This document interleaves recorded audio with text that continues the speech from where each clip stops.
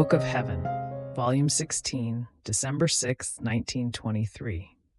Jesus flings the soul in flight within the immensity of his will. The commitment of the Most Holy Virgin, the commitment of Jesus, and the commitment of Luisa for the coming of the kingdom of the divine will upon earth.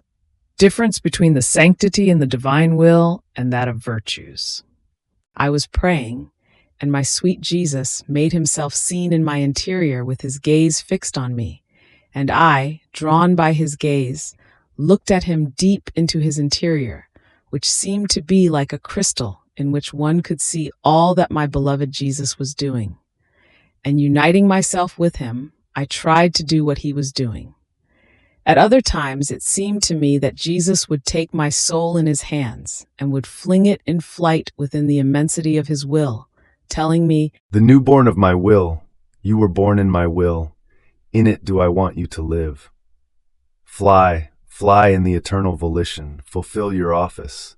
See what needs to be done between the divinity and the creatures. Go around through all generations, but always in my will, otherwise you will not find them all. And loving, operating, repairing, adoring for all, you will bring yourself before the supreme majesty to give to it all the love and the homages of all and of each one, as the true firstborn daughter of our will." I would take flight, and Jesus would follow my flight with his gaze. But who can say what I would do? In his will, I could find all the love that his will was to give to the creatures, and because they would not take it, it was suspended, waiting to be taken, and I would make it my own. And investing all created intelligences, I would form for each thought an act of love, of adoration, and of all that each intelligence was supposed to give God. And embracing everything within myself, as though placing everyone on my lap, I would set off for heaven to place them on the lap of the Celestial Father, saying to him, "Holy Father, I come to your throne to bring you on my lap all your children, your dear images created by you, in order to place them on your divine lap again, that you may bind and tie once again that will which they had broken between you and them. It is the little daughter of your will who asks this of you. I am little, it is true, but I take on the commitment to satisfy you for all. I will not depart from your throne if you do not bind the human will with the divine, so that as I take it to earth, the kingdom of your will may come upon earth. Nothing is denied to the little ones, because what they ask is nothing other than the echo of your own will and of what you yourself want." Then I would bring myself to Jesus, who was waiting for me in my little room, and he would receive me in his arms, covering me with kisses and caresses, telling me, "My little one, in order for the will of heaven to descend upon earth, it is necessary that all human acts be sealed and glazed with acts of divine will, so that in seeing that all the acts of creatures are smothered with its will, drawn by the powerful magnet of its own volition, the supreme will may descend upon earth and reign on it.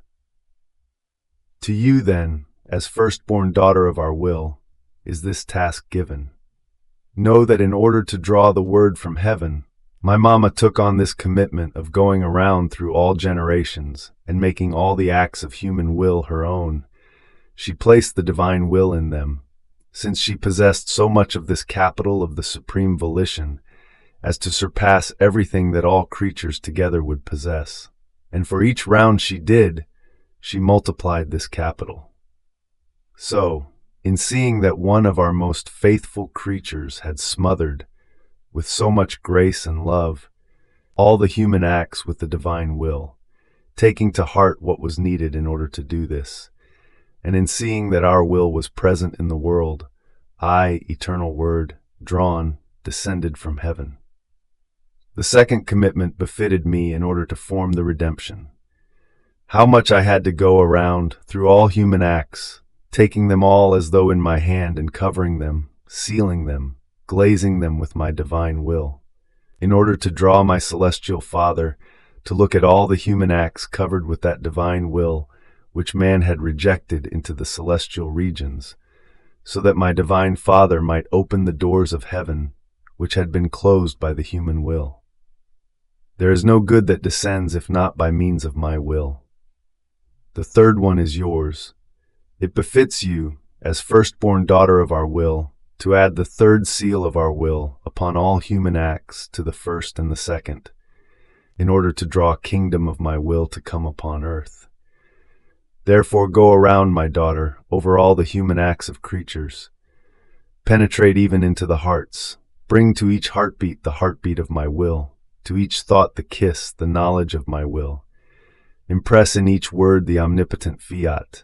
Invade everything, overwhelm everyone into it, that my kingdom may come upon earth. Your Jesus will not leave you alone in these rounds. I will assist you and guide you in everything. And while he was saying this, I continued my flight, going around through everything and everyone. But who can say what I would do? Jesus alone can say it, who made me do it. So I spent a night always with Jesus, and while going around, I would bring him now all thoughts, now all words, now all works, steps, heartbeats, invested by his will, and Jesus would receive everything with love and would make feast. Then he said to me, Do you see what great difference exists between the sanctity in my will and that of the other virtues?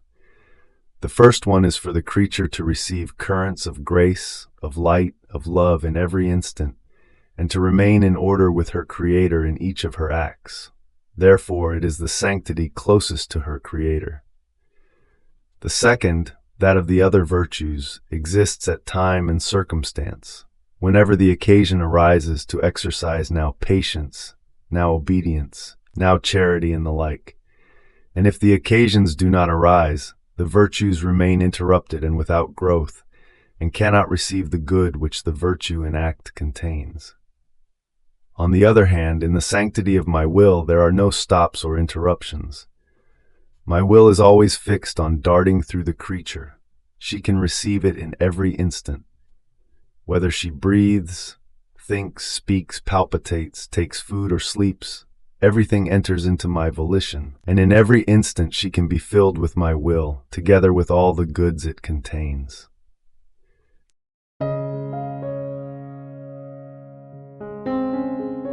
Thank you for being a part of our community here at Divine Will app.